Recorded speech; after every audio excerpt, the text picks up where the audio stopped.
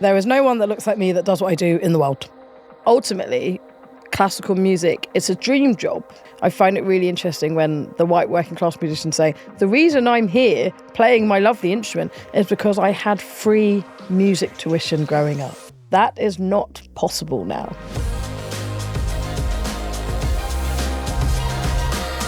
Hi, I'm Hazel Savage, and my guest today is Elise Brown, agent and consultant in the classical music industry. Today, we'll be talking about the importance of diversity inclusion in classical music, the dream job, and we'll also be talking about putting an opera on in a car park in Peckham.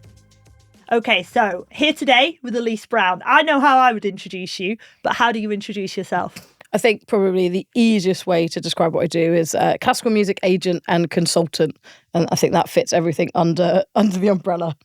I absolutely love that. And my kind of follow-up to that would be, is that a pretty expected job? Do you meet a lot of other classical music agent and consultants in your line of work? So I meet loads. I've just come back from a conference where I was with a lot of them. I mean, I could talk more specifically. Do I meet people that look like me that do what I do? Never. It's probably the short answer. That's definitely where we're getting to. So yeah, so there is no one that looks like me that does what I do in the world. You are changing that and breaking that mould. So what is it about working in classical music that attracted you? I grew up in a household where classical music was all around. My parents from the Caribbean. My dad's very much from a middle-class background in his island, and classical music was part of his upbringing. He learned to play violin. He played the organ in the church. So it was a necessity of part of us growing up. We had to all play the piano from age 8, and then you had to take a second instrument from 11. There was no ifs or buts. That was it. And very musical household. Very musical, and you couldn't play the same instrument as your sibling. That was also yeah. So did that mean the oldest got the first choice? Yeah, but I was the youngest, so I got saddled with the clarinet. Oh, because everything else was gone. Everything else was gone, yeah. PTSD, we won't talk about that. We need another podcast. We don't mention the clarinet. Note to But yeah, self. so classical music was very much part of our upbringing, and sort of choirs and orchestras, and but we have quite eclectic tastes. Right. My brothers were heavy metal heads. My sister listened to R&B and soul. My parents were Caribbean, so Caribbean music was very much part of our household. So and obviously I grew up in the 90s and 20s in West London. So we were garage heads, so garage and grime before it was grime, really. So that was sort of what our house was full of music. So now that you are kind of under that umbrella of classical music agent and consultant, why is it you think there aren't as many black women, or there are no other black women doing this? Why do you find yourself to be the only one in the room? I think it can be an uncomfortable space.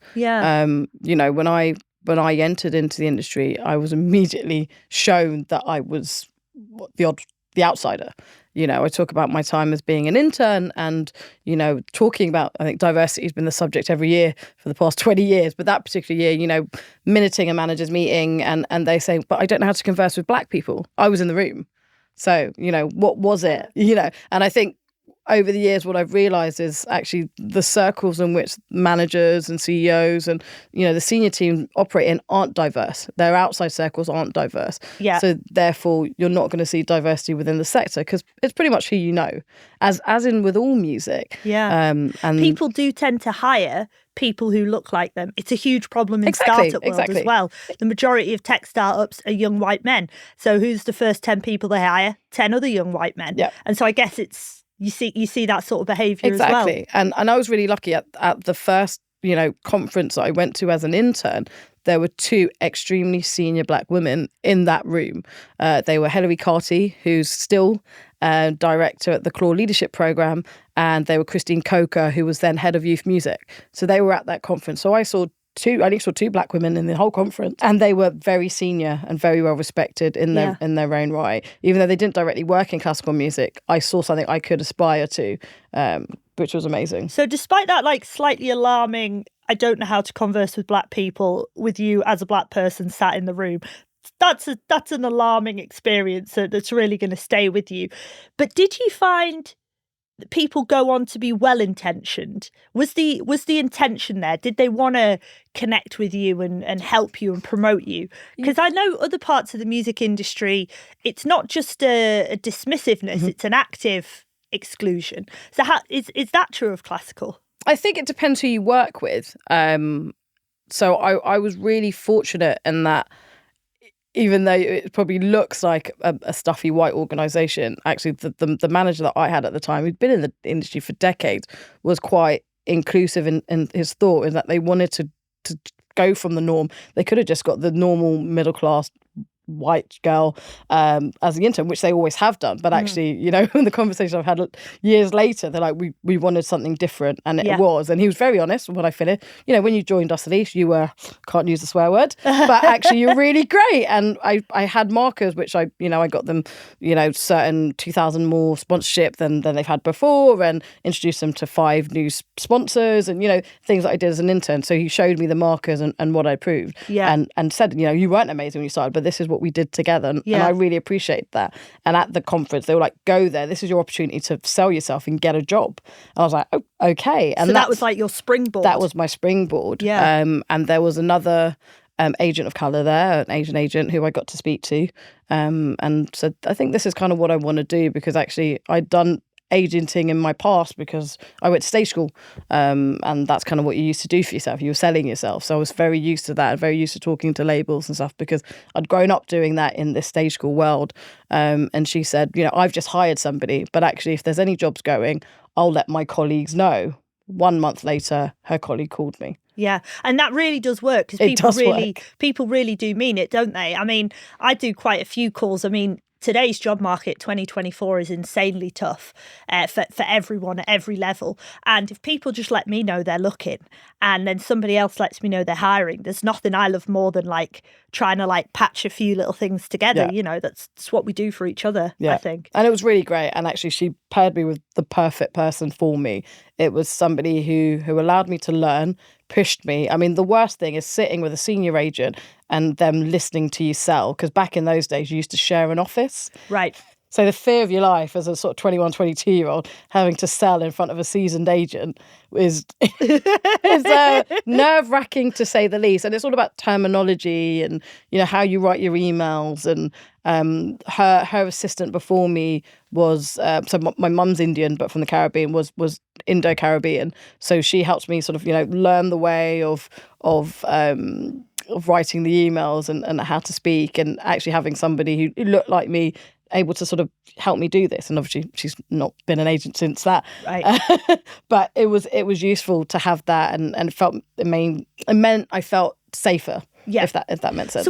So when you talk then about that sharing of the office, the emails, the phone calls, for those who don't know, and I would include myself in this, what is the day-to-day of a classical music agent? I know you do consulting now as well, but what is that? What is that core grind? It's different depending on where you work. Right. So I worked for IMG.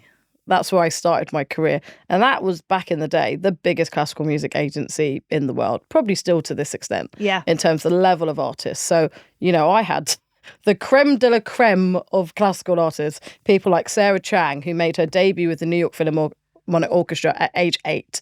Edward Gardner, who was then the music director of the English National Opera. David Stern, whose dad, Isaac Stern, one of the most famous violinists in the world. Julian Lloyd Webber, brother of Andrew Lloyd Webber and son of composer William Lloyd Webber.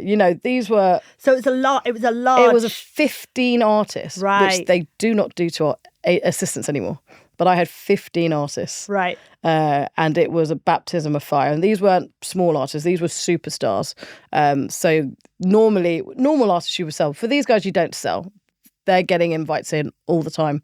The time. And as the assistant, you're servicing that. You're putting together their schedules. You're organising their travel. You're, organising their rehearsal schedules. If they've got, if they're a certain piano artist, you're contacting the pianist to make sure that their instruments are ready, that their preferred tuners in place.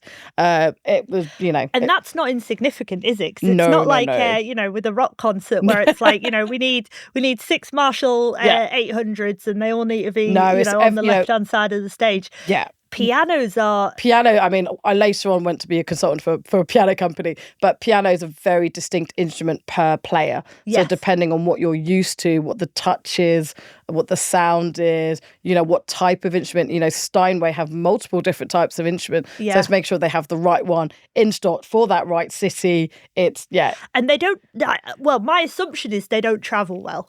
No, well, you have different suppliers, and obviously the big concert halls will tend to have a Steinway D, but that's if that's what you need for that concert. But the majority of concert halls will have that. Yeah. I'm just somehow picturing a grand piano getting loaded on the back of a 747 and a 737 and loaded across. No, there's some great teams, and I've sort of worked with the same guys for decades now who do it. So okay. It's the same sorts of people who've been in the world, and sadly, actually, piano tuning is something that's dying, which is really sad. Yeah. And hopefully that's something that can come back up because it is real art form. Oh, it is. Yeah. It is. I think I actually have a really good friend of mine who's up from Newcastle. Her sister, who's probably about 10 years younger than me, has trained as a piano tuner. There we go. So I do feel like there's some of the youth are coming through, but a bit like I met a blacksmith last week. I feel like these old trades are going to become more niche. But I'm very hopeful for the younger generation who are keeping it alive. No, I do. And I think, with sort of certain board hats on, it's something that I want to see happening in conservatoires because I think it's important. It's important to have like piano tuning as part of the curriculum because it's a trade, because you can't have all of these amazing pianists coming through the conservatoire and not having anyone to be able to tune their pianos. And I suppose it's a bit like in the rock world as well. A lot of people go to university and do music because they want to be a pop star or a rock star. But some of them might go into the back end side of the business, like myself. They might go into the tech world. They might become an artist manager. So why not teach the range of skills? Yeah. So, and you did just mention there, little board hat on, So tell us a bit about the boards that you sit on as well. So I sit on quite a range, and that sort of followed my journey of wanting to learn a bit more about different industries and how I can think slightly differently as an agent. So I'm on the board of Leeds Conservatoire, which unlike the other conservatoires is they have some of the core courses in sort of more popular and commercial music, like music business, and they have sort of tutors who come from that world as well, so can actually allow you to think slightly differently. And my degree, I went to University of Liverpool, was in classical music and popular music joint honours. So actually I had experience of learning that while I did my degree, and I actually found it really helpful. In making me think slightly different. In that kind of I see complete value in it actually, and it helps us with sort of producing hat and curating hat on. It's actually helped my thought. God, how many years later? Yes, many years later, it has really helped me to define my thought process when I'm thinking about a project.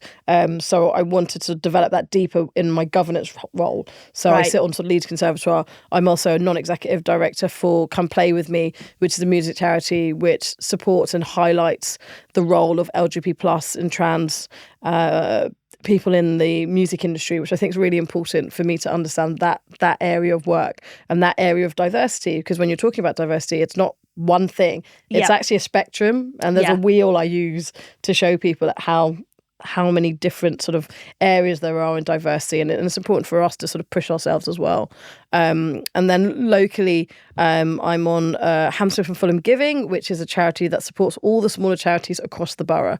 We've just got a new patron, Hugh Grant, who was there on Christmas Day. I might have seen that on the website, and I was a bit like, I wonder if it's the Hugh Grant, it is, or if the it's Hugh just somebody Grant. else with the name Hugh Grant. He's very proudly from the borough, and they do a big Christmas lunch for all the elderly people, and he actually came on Christmas Day and handed out meals, which was very lovely of him. That. Yep, he's a very nice man.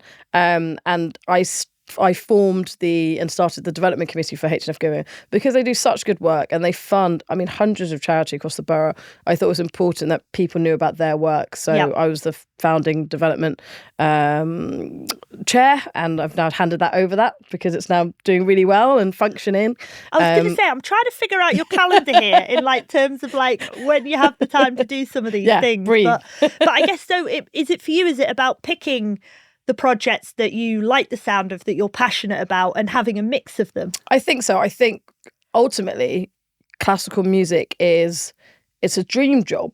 You know, I get to go to very lovely concerts. I get to wear very nice clothes and have some nice food. It's not the real world. So the other things that I do are the real world. As well as sort of H&F Giving, I also founded my own charity called Mum at Haven, which helps low-income mums get into high-income work. And that was because I saw a gap in people not talking about socio-economic diversity. And I was also made redundant on maternity leave twice.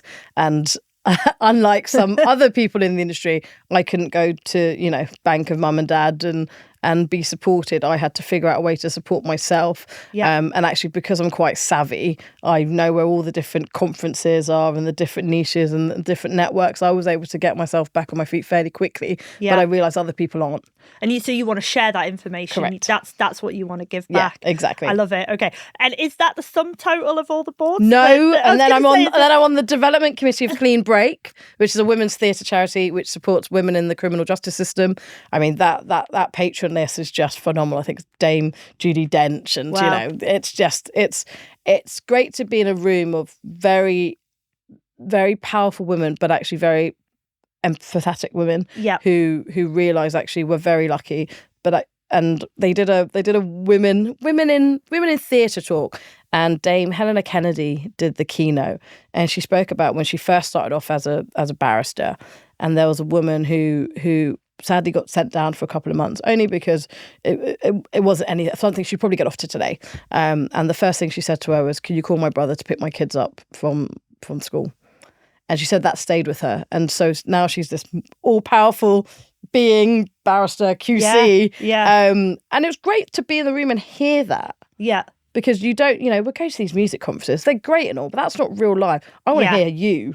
Yeah. That's going to galvanise me to do something within this. And that concept of, if you've had that step up, if you've managed to get to a level of comfort or a level where you're in the opportunity to put your hand down and help the next person up, I personally feel, and I think you do as well, based on your history, that's our responsibility. 100%. We pull the next generation up with us. Yeah. And we know that sometimes when we pull people up, they close the door behind them. And that has happened a lot of times. And it can dehumanise you, and you can struggle in the aftermath of that. I know I have, but actually don't let it stop you. Yeah. Carry on doing what you do. Focus on what your output is. Yeah. I try and to be the behaviour that I want to see. Yeah. And I think as well, I've found a lot in my corporate life or corporate working career. Some people are so shocked when you do a favour for them or you give them something. Like I remember I've had a couple of speaking gig offers in the US. I'm not really that interested in flying over to the US if I don't have to. So I'll offer those speaking gigs. If I've got great female colleagues or great other colleagues in the US, I'll say, do you want to go to this? Do you want to do this? And often people are shocked because they're not used to someone offering something. Yeah. They're not used to kindness, really. I just put it down to that. Yeah, with also nothing expected in return. But my attitude is just, I've never lost anything by giving those things away. In fact, if anything, I've only ever just gained things. I feel like the more you give away, the more you get back. I agree. I'm a big believer in karma. Yeah. A really, really big believer in karma. Yeah. What you put in is what you'll get out. Yeah. I've always thought that. Yeah. And one other thing I did want to touch on as well, I made a little wee note to myself, because I think, again, we're at our best when it comes to intersectionality. Yeah. And I know you talked previously about, there's one type of diversity, but you can't go shutting the door on the work you do with Come Play With Me and the work you might do as being a black woman on a board of directors. How have you been impacted? And I think I'm especially interested in this from a classical music perspective, maybe from a classism. Okay. Especially because we're British women, and class is a big old thing in the UK. Mm-hmm. How do you see that as impactful as some of the other diversity lenses, mm-hmm. or is it all just one big picture? I think it's the most important thing, and I start every talk I do in classical music the same way. There are too many middle class black and brown people in classical music, and that's not going to make a difference to the change. The change has to start with socio-economic diversity and looking at class. Because that's kind of what you see. It's what those are the people making the decisions. They're not going to change their mindset because they have no knowledge and no experience, no lived experience of it. And those in positions of change, they've been in those positions for decades. That's the other thing about classical music. People are in their jobs for actual decades. Yeah. Yeah. And they don't go anywhere. Yeah. And they are the gatekeepers. I guess it's the one kind of industry as well where a lot of jobs have turned into quite high turnover. Yeah. You know, people do 2 years here, 2 years there, 2 years. Even the major labels or the tech companies, you jump around. But so that hasn't... No, it's decades, like 30 years, 40 years. Yeah. It's just decades.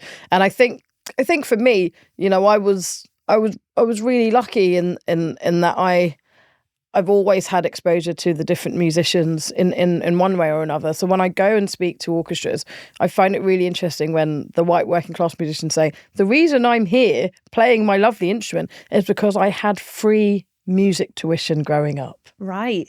That is not possible now. Yeah. And, you know, I've just come back from the ABO conference in Bristol, and 92% of primary schools in Bristol get free music tuition.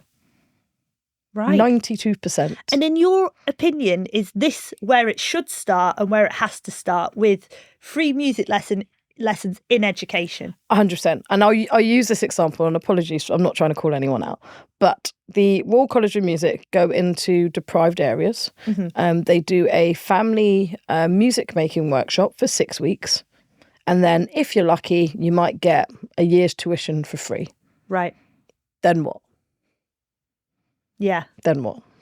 So I sort of feel like I go, as you were saying, I was going, yeah, that sounds good. That sounds good. But like you say, if it's not a commitment to long-term learning, because, you know, I actually learned the guitar when I was 13 years old, partly self-taught, and then I had a home tutor for a while. But it was about 2 years before I was anything passing acceptable to even string a few bits together. Yeah. So for some of us, I'm not a particularly fast learner. Mm-hmm. A year's just not going to...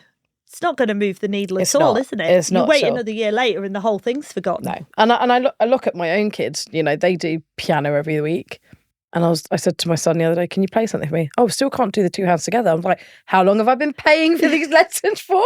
So, you know, it's not enough. Yeah. It's not enough. And it doesn't, it's more than that.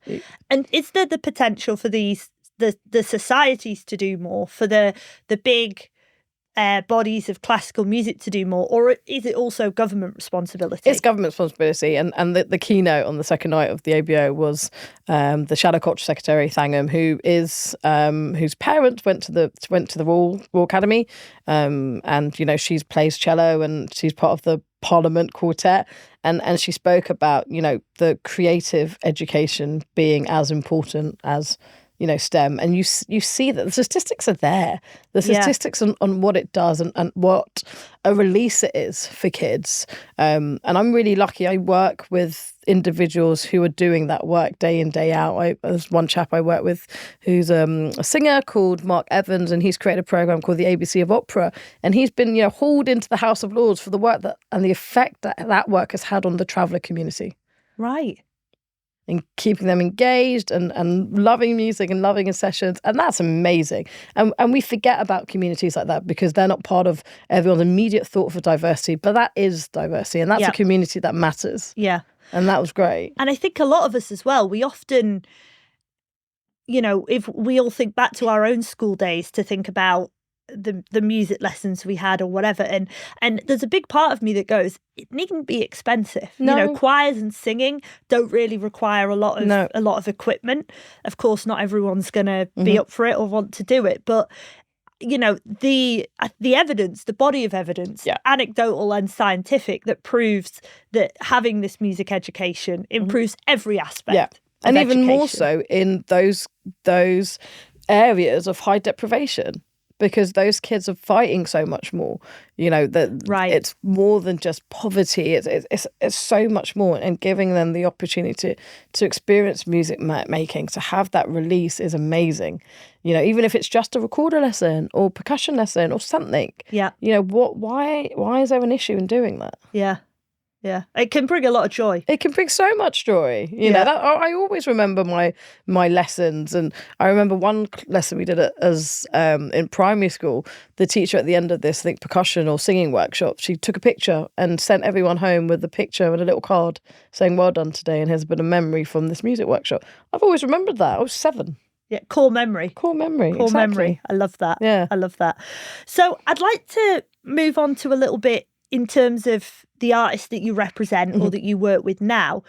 Do you get to bring diversity to that role? Like how do you go about selecting who you work with? And so our agency was actually a side hustle for my colleague. So I started it with an old IMG colleague. He started off there like I did. He was and the name of the agency for is Revere Arts. There we go. And he was in the New York office and I was in the London office. And then we came together about 4 years ago, worked on a project, did well, won a Grammy, as it does. And we were like, oh, we work pretty well together. Let's do a little something, you know. This is going well. Let's support a couple of artists, do a couple of projects here, a couple of projects there. Let's do it on a, case by case recommendation only. It's now a full agency with 25 artists and orchestras and projects. Wow. So yeah, that didn't work out. quick side project. Quick side 25 projects, yeah. artists. And I think what we realise is actually we approach projects and artists very differently. We Right. allow the artists to lead with their ideas, where in the traditional agency model, you're just booking them for shows. You're just booking them for this, that and the other. Yeah. And I have this memory of I was at a concert a few years back and a very famous countertenor went to his very famous agency and said, this is great. I'm glad I'm getting all this opera work, but actually I've got a couple of ideas for some projects I'd really love to do. Would you be able to help me do that? And they're like, no, this is all we do. If you want to do other projects, you'll have to go elsewhere. And he left that agency. Right. And I thought if an artist came to me and said that, I'd be like, wicked, let's get the book and pen out and let's start scrabbling some ideas. And that's just how we are. So we realised, oh, we're a little bit different then. Yeah, we're the proactive agency. Yeah, we're very proactive. There's no no's. There's no issues. There's never a problem. We'll figure it out. Yeah. And I think that's the difference. So if an artist does come to you with an idea, what are some of your favourite ideas that they've come with, and almost where do they start and where do they end up? I think they're just all over. So I'll probably a very good example. So like I said, when I started for IMG, I was working with Julian Lloyd-Webber. Yeah. I'm still working with Julian Lloyd-Webber. Which is Shout great. out to Julian Lloyd-Webber. Which is great. I mean, he's an absolute icon of British classical music. Yeah. The famous Elgar Cello Concerto. He was, very good friends with Daniel Dupre and Daniel Dupre and loads of different people. But he was a phenomenal musician, and he's got this great story of he wanted Andrew to write him a concerto, and Andrew was like, "Yeah, no, mate." So he's like, "All right, I'm going to do you a bet, Andrew. If Leyton Orient win this game, because they both support Leyton Orient, you have to write me a concerto." And Leyton Orient did win. Right. And he wrote him a concerto, which is the current theme song for the South Bank show. Oh. And so sadly, 10 years ago, Julian had to stop playing because he's got an injury, so can no longer play his instrument. But his wife plays cello. She didn't have the career like he did. She was an orchestral musician, and that's how they met. But they've always wanted to do something together. So Julian said, I've got this idea. It's sort of Zha Jing playing the Bach cello suites, and I'm going to talk about my career, talk a bit about the music. We'll do some pictures, make it a bit interactive. What do you think of that? And I was like, that sounds bloody brilliant. Love it. Because you're an icon, you sell out everywhere, you were head of Birmingham Conservatoire, you can talk about things, you created the Rising Stars series on Classic FM, which is probably one of the most diverse things you've ever seen. 30 artists who are really making waves in classical music, which he put to Sky Arts and Classic FM. I think you're the perfect person for everyone to have an evening with. And that's what we've been doing. And it's had great coverage, and it was just a brilliant idea for someone who's had to think differently to their career as a classical musician. Got it. And so how do you select your venues, or how do you select your sort of tour patterns? As you say, it sounds like that was in your previous life at the traditional agency. That was quite a core part of like the requests coming in. It's all scheduled like this. Yeah. Do you do something similar now? I think to a certain extent, but it's all a bit quite random, and we do a lot of contemporary classical music, so there's new venues emerging all the time. Yeah. And there's new promoters emerging all the time, and there's new concepts. We had one of our really big core opera singers perform in the car park in Peckham because they have a fantastic festival that's been running there called Bold Tendencies for 15 years, which is fantastic. So, it's the venues and what was 20 years ago is not what it is now. Yeah. And where those agencies are still operating in that core market or in that core concert hall market, that's not what we do. We look, where else could you go? And where else can you collaborate? And one of the things we're doing is collaborating with commercial music. So I had coffee. I have a lot of coffee with people. I had coffee with Kwame Kwanten, who a lot of people will know. I think if you were just going to say I have a lot of coffee and that was the end of the sentence, I was going to be like, yep, I'm with you right there. But you have a lot of coffee with people. With people. Even better. With people. Even better. So I had coffee with Kwame Kwanten, who's vice chair of the Music Managers Forum and overall head honcho in the pop world. And I was like, love to do something with you, Kwame. What could we do? You've got some really interesting artists, and I really love Blue Lab Beats, who were just making waves in jazz and just smashing the festival market. Perhaps we could do a sort of a Blue Lab Beats for the orchestrated. It's like, great, love that. Awesome. Where should we do it? Royal Albert Hall? Great. I'll get that booked. Book the Elgar Room. Great. Orchestra? Okay. I'm thinking we want an orchestra that, got some level of ethnic diversity because, you're giving us a black group and don't want it to look a bit weird. So what about the multi-story orchestra?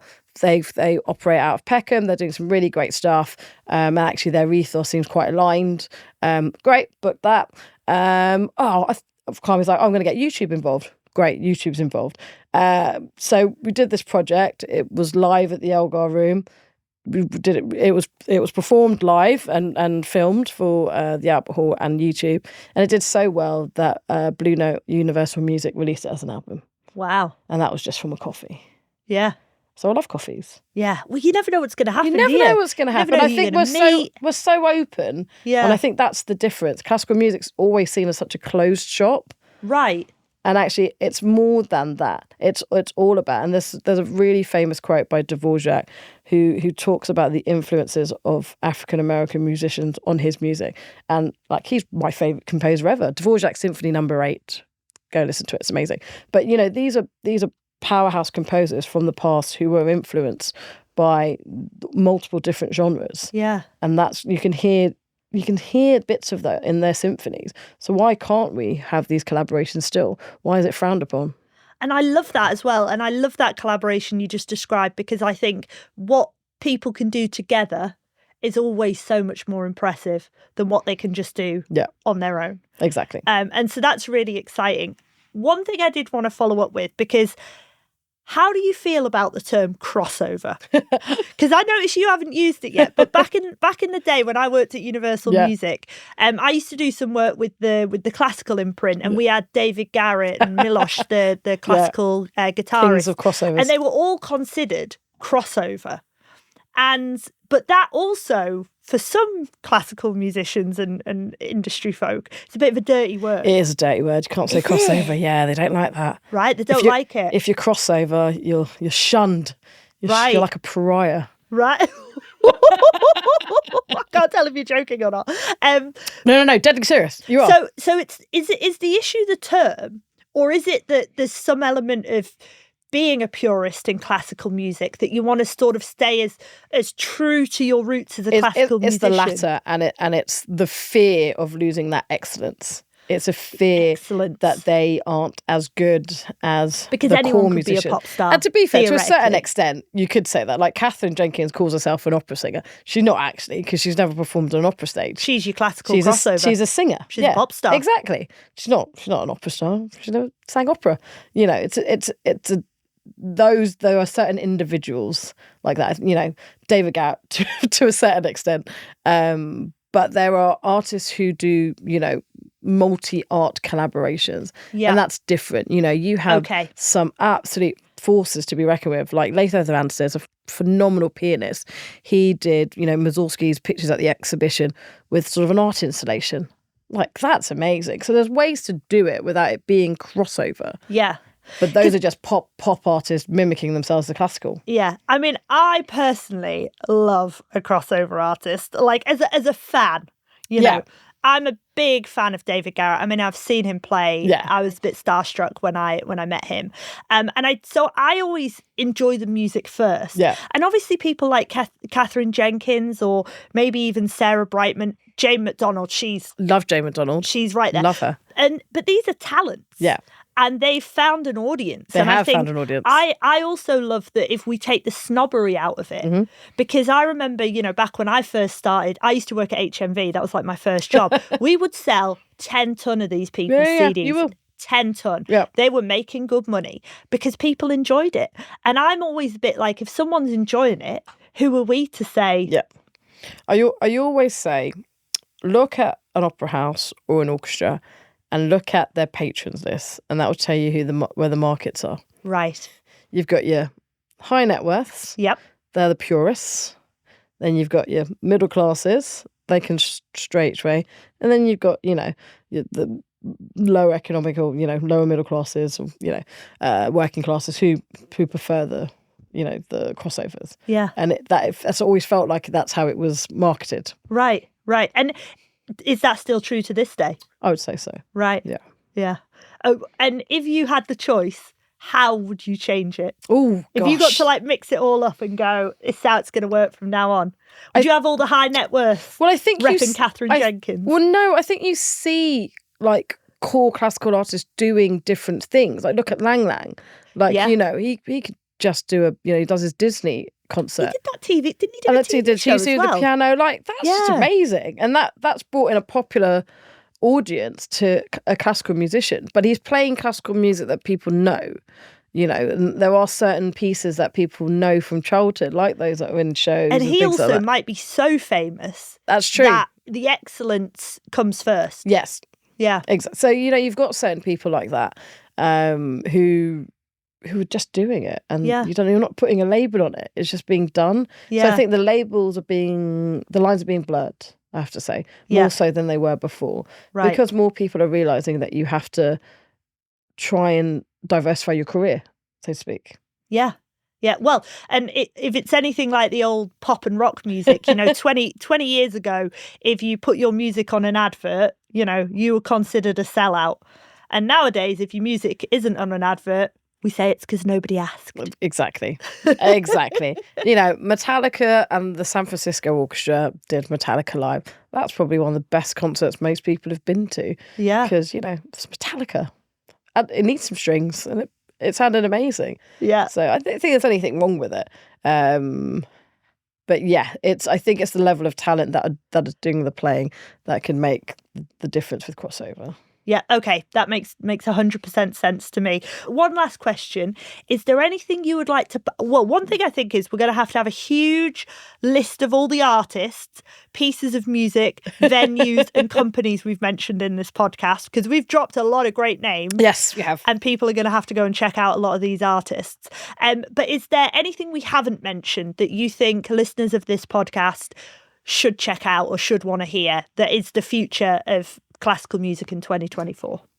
I think, have a look out for artists who are doing things their own way and interpreting classical music in their own way, still playing the greats, but using that to create their own stories, but also those who are reimagining stories and retelling stories.